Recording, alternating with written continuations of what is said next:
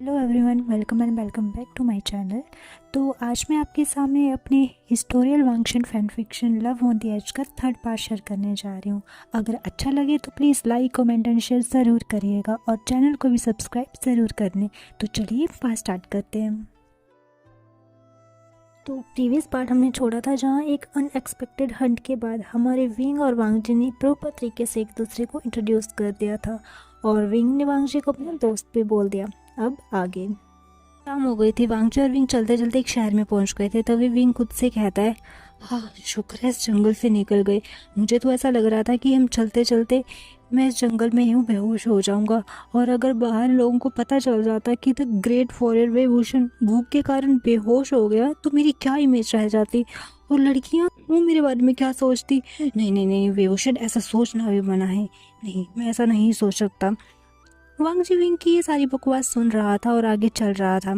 तभी वांगजी को विंग कहता है, लंजा चलो ना जल्दी से हम कुछ खा लेते हैं। रास्ते में तुमने मुझे कोई फल भी नहीं ढूंढने दिया और लगातार चलते रहे। अभी मेरे पेट में चूहे हाथी सब दौड़ रहे हैं। तुम्हारी वजह से मुझे इतनी देर भूखा रहना पड़ा।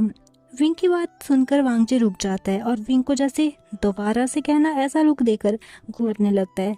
वांगजी को ऐसा देखकर विंग कहता है, अच्छा अच्छा अच्छा, गलती मेरी ही है। तुमने तो मुझे बोल रहे थे कि मेरे साथ आने की जरूरत नहीं, लेकिन मैं ही तुम्हारे पीछे पीछे आ रहा था। विंग ऐसा कह के अपना मुंह बनाता है। वांगजी अपनी आंखें फेर कर आगे बढ़ने लगता है। थोड़ी देर चलने पर उन्हें एक इन दिखती है और वो दोनों वहां जाते हैं। वांगजी अपने लिए सिंपल वेज खाना मंगवाता है और विंग नॉन वेज। साथ में वो अपने लिए ड्रिंक भी मंगवाता है। वो दोनों खाना खा रहे थे। तभी विंग कहता है, तुम्हारा खाना देखने में तो बहुत बेस्वाद लग रहा है। मैंने सुना है कि लान क्लान में ऐसा ही खाना खाते हैं। वैसे अभी तुम गुस्सों से बाहर हो तो कुछ अलग ट्राई कर सकते हो। चाहे तो मेरा खाना ट्राई कर लो। ऐसा कह के विंग अपना सूप से भरा चम्मच वांगजी की ओर करता है। वांगजी विंग को बस कुछ सेकंड देखता है और फिर से अपना खाना खाने लगता है। विंग पाउट बनाता है और अपना हाथ पीछे खींच लेता है। विंग कहता है, मैं तो बस तुम्हें कुछ अलग टेस्ट करवाना चाहता था, पर तुम्हें नहीं खाना तो मत खाओ। मैं तो मजे से अपना टेस्टी खाना खाऊंगा, तुम खाओ अपना ये टेस्टलेस खाना। ऐसा कह के वो अपना खाना खाने लगता है और साथ में ड्रिंक भी करता है। थोड़ी देर के बाद फिर से विंग कहता है, वैसे तुम अकेली हंट पर निकल आई, तुम्हारे साथ कोई नहीं आया? अरे हाँ, तुम्हारे वहाँ लाइन क्लाइंब में तो अभी क्लासेस चल रही है ना, पर फिर तुम क्यों आ गए? विंग की ये बात सुनकर वांग स्टिफ हो जाता है और थोड़ी देर के बाद कहता है, खाना खाते समय बात करना मना है। विंग डम्फाउंडली वांगजी को देखता है और कहता है, ऐसा भी कुछ होता है क्या? मैंने तो ऐसा पहले कभी कुछ नहीं सुना। इस पर वांगजी कहता है, ये हमारे क्लान का रूल है। तो विंग कहता है, क्या तुम्हारे क्लान्स में ऐसे रूल है? वैसे मैंने सुना तो था कि तुम्हारे क्लान्स में बहुत सारे रूल्स हैं। फिर विंग अपने से में ही बड़बड़ाते हुए कहता है, अच्छा हुआ मैं जनशा के साथ नहीं गया, वरना मैं तो मर ही जाता इतने सारे रूल्स के बीच। तभी वांगजी विंग को क्वेश्चन लुक देता है। इस पर विंग कहता है, कुछ नहीं, मैं तो बस ये कह रहा था कि मेरे जैसे इंसान का तुम्हारे क्लैन में रहना जिंदगी की सबसे बड़ी वॉर लड़ना जैसा है। ऐसा कह के विंग हंसने लगता है और ड्रिंक का जार उठाकर पीता है। थोड़ी देर बाद वो दोनों अपने अपने खाने का पे करते हैं और रूम के लिए बोलते हैं। उस इन में सिर्फ एक ही रूम अवेलेबल था और यहाँ पर ज़्यादा इन भी नहीं थे, तो वो दोनों एक ही रूम में आ जाते हैं। जहाँ लान वांगजी फ्रेश होकर आ गया था और विंग बेड पर बैठा हुआ अपनी बांसुरी से खेल रहा था। तभी वांगजी कहता है, फ्रेश हो जाओ। तो विंग वांगजी को स्माइल देकर वॉशरूम में चला जाता है। जब विंग बाहर आता है तो देखता है कि वांगजी ने नीचे बिस्तर लगा दिया और वो अपनी मेडिटेशन कर रहा है। तभी विंग विस्पर करते हुए कहता है, ये लिटिल फडी डडी वीना। विंग वांगजी के सामने बैठ जाता है और वांगजी को देखने लगता है। वांगजी का ये शांत चेहरा, snow white skin, long lashes, pointy nose और पिंक जूसी लिप्स। तभी विंग खुद को मन में स्लैप करते हुए बोलता है, शिट विंग, ये तो क्या सोच रहे हो? बट मानना तो होगा ही, ये लिटिल फडी डडी है तो सच में बहुत हैंडसम, और अच्छी चीज़ों और अच्छे लोगों की तारीफ करना तो गलत बात तो नहीं है। विंग ये सब सोचते हुए वांगजी को देखकर स्माइल किए जा रहा था और वांगजी जैसे उसे फील हुआ कि उसके आगे कोई बैठा है और शायद उसे ही घूर रहा है, तो वो अपनी आंखें खोल लेता है और देखता है कि विंग तो उसे ही घूरे जा रहा है इडियट की तरह स्माइल करते हुए। लेकिन बहुत देर तक भी जब विंग कुछ नहीं कहता तो वांगजी को नर्वसनेस फील होने लगती है। उसके कान लाल हो जाते हैं और वांगजी कहता है, तुम मेरे बिस्तर पर क्या कर रहे हो? तभी विंग अपनी ख्याली दुनिया से बाहर आ जाता है और ऑकवर्डली स्माइल करते हुए कहता है, हाँ लंचा, मैं तो बस तुम्हारी मेडिटेशन खत्म होने का वेट कर रहा था। वांग जी उसे एक क्वेश्चन लुक देता है तो विंग कहता है, अरे मैं ये पूछना चाह रहा था कि तुमने अपना बिस्तर नीचे क्यों लगाया हुआ है, हम दोनों बेड पर सो सकते हैं। इस पर वांग जी कहता है, नहीं। तो विंग कहता है, ओफो लंजा, मुझे बिल्कुल भी अच्छा नहीं लगेगा अगर तुम नीचे ज़मीन पर सो जाओगे, हम दोनों बेड शेयर कर लेते हैं ना। तभी विंग एक मिस्टीरियस स्माइल देते हुए अपना फेस बिल्कुल वांग जी के फेस के पास लाकर बोलता है, क्या तुम्हें ये डर है कि मैं तुम्हारे साथ कुछ नोटी हरकतें ना करता हूँ? हाँ। वांग जी ये सब सुनकर बहुत एम्बैरेस फील करता है और अपने लाल कान लिए हुए बोलता है, शेमलेस। विंग जोर जोर से हंसने लगता है और कहता है, ओ लंजा तुम बहुत फनी हो। ऐसा कह के विंग बेड पर बैठ जाता है और कहता है, अच्छा कोई नहीं, तुम जहाँ सोना चाहते हो सो जाओ। तभी वांग जी की आंखें भी भारी होने लगती हैं और वांग जी सो जाता है और सारी कैंडल्स को बुझाकर विंग भी बेड पर लेट जाता है। नेक्स्ट मॉर्निंग वांग जी अपनी रूटीन के अकॉर्डिंग 5 बजे उठ जाता है, लेकिन वांग जी को अपने ऊपर वेट फील होता है तो वो आंखें खोलकर देखता है विंग उसके चेस्ट पर सिर रखे हुए उसे अपना पिलो बनाकर टाइटली हग किए हुए उसे सोया हुआ है। वांग जी की आंखें बड़ी बड़ी हो जाती हैं, उसकी दिल की धड़कन बहुत तेज हो जाती है। वांग जी को टची होना बिल्कुल पसंद नहीं और ये लड़का जब से मिला है तब से शेमलेसली वांग जी से टची हो रहा है। वांग जी खुद को विंग से छुड़ाने की ट्राई करता है पर विंग और भी कस के वांग जी को पकड़ लेता है और नींद में ही कहता है, ओ मेरे प्यारे बिलो, ज़्यादा हिलो मत, मुझे सोने दो। ऐसा कह के वो वांग जी के चेस्ट पर किस कर लेता है। वांग जी फ्रोज हो जाता है। ये शेमलेस पर्सन।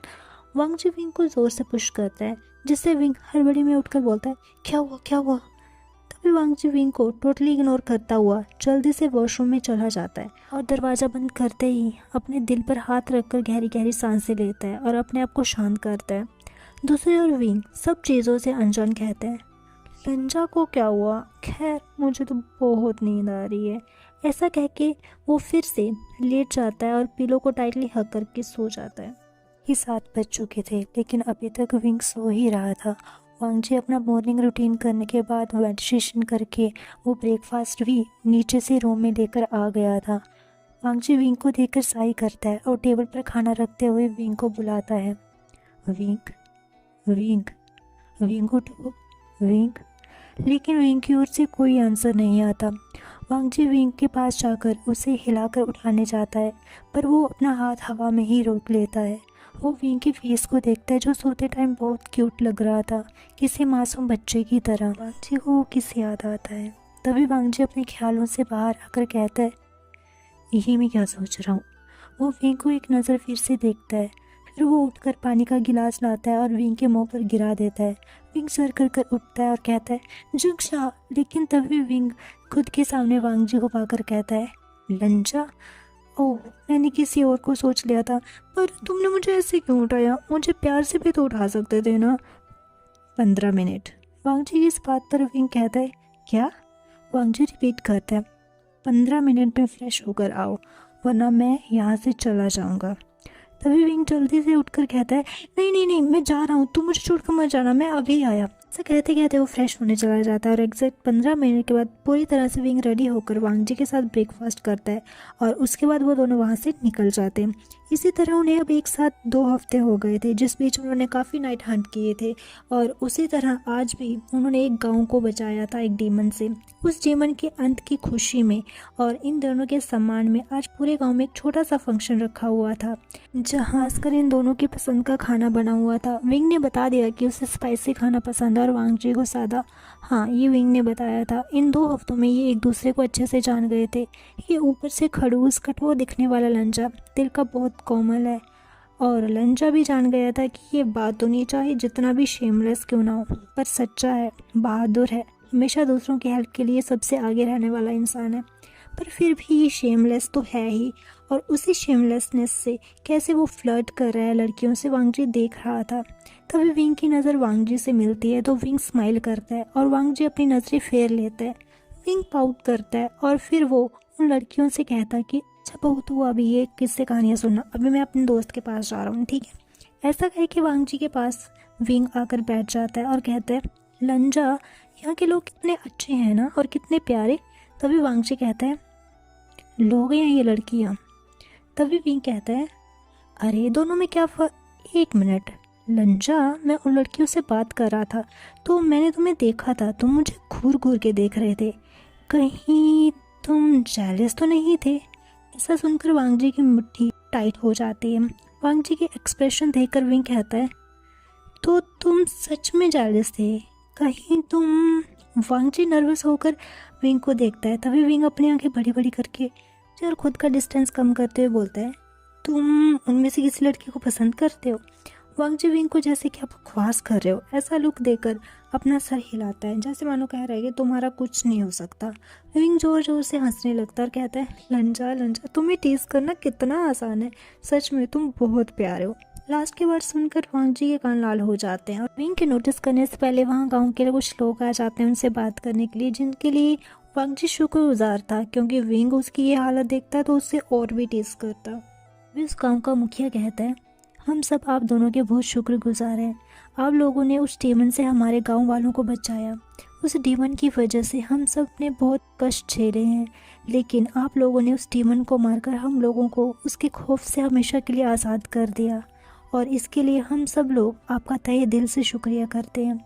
ऐसा कह के पूरा गाँव विंग और वांग जी के सामने 90 डिग्री वो करता है और उन्हें शुक्रिया करता है। तभी विंग कहता है, नहीं, इन सब की ज़रूरत नहीं है, हम कल्टीवेटर्स हैं, हमारा ये फ़र्ज़ था और हमने वही निभाया है। वांग जी भी कहता है, विंग बिल्कुल ठीक कह रहे हैं, आप सब लोग प्लीज़ बैठ जाएं। वो सब लोग बैठ जाते हैं और मुखिया कंटिन्यू करते हुए कहता है, आप लोग एक सिर्फ महान कल्टीवेटर्स ही नहीं बल्कि बहुत अच्छे इंसान भी हैं। हम सब आपको कुछ ज़्यादा दे तो नहीं सकते, बस मैं आपके सामने एक प्रस्ताव रखना चाहता हूँ। वांग जी और विंग एक दूसरे को देखने लगते हैं और फिर उस मुखिया को देखते हैं। विंग कहता है, प्रस्ताव? तभी वो मुखिया कहता है, हाँ।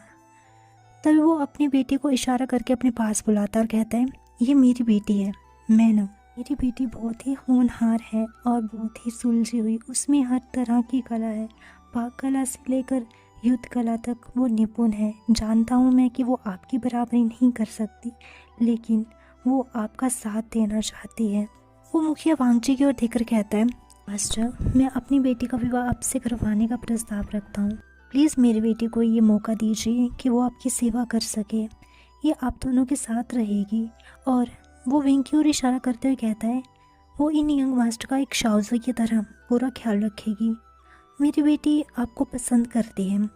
ये वो वांग जी की ओर देखकर कहता है और कहता है, आज तक उसके लिए बहुत रिश्ते आए पर उसने किसी को भी हाँ नहीं कही, लेकिन वो आपकी बहादुरी को देखकर आपसे प्यार कर बैठी है। इसलिए अगर आप हाँ कह दें, मैं अपनी बेटी को उसकी स्वेच्छा से आपकी सेवा के लिए हाजिर करना चाहूँगा। और वांग जी डम्फाउंडली वहाँ पर बैठे थे और इस मुखिया की बातें सुन रहे थे, या ये कह लो कि समझने की कोशिश कर रहे थे कि ये बोल क्या रहा है, शादी? विंग खुद में बड़बड़ाते हुए कहता है, शाहू जी। फिर वो लंजा को देखता है और उस लड़की को, सच में ये लड़की बहुत खूबसूरत है, लंजा के साथ इसका मैच उतना भी बुरा नहीं। और वांग जी भी शौक में था कि उसे कोई शादी के लिए प्रपोज कर रहा है। वांग जी क्या करे, उसे समझ नहीं आ रहा था। वो विंग को देखता है, लेकिन विंग वो भी शौक में ही दिख रहा था उसे। तभी उन्हें फिर से मुखिया की आवाज़ आती है जो कहते हैं, यंग मास्टर, तो आप क्या कहना चाहेंगे इस पर? लंजा देख पा रहा था कि एक पिता की उम्मीद भरी नज़रें उसे देख रही हैं। लंजा को समझ नहीं आ रहा था कि वो क्या कहे, और विंग लंजा को समझ रहा था। वो ये शादी नहीं करना चाहता। अगर लंजा ने मना कर दिया तो इस लड़की और उसके माता पिता की पूरे गांव वालों के सामने बेइज्जती हो जाएगी। विंग जानता है कि लंजा यही सोच रहा है और विंग भी इसी चिंता में है। तो ये गाइस, आज के लिए बस इतना ही। मिलते हैं नेक्स्ट पार्ट में, तब तक के लिए bye bye and take care.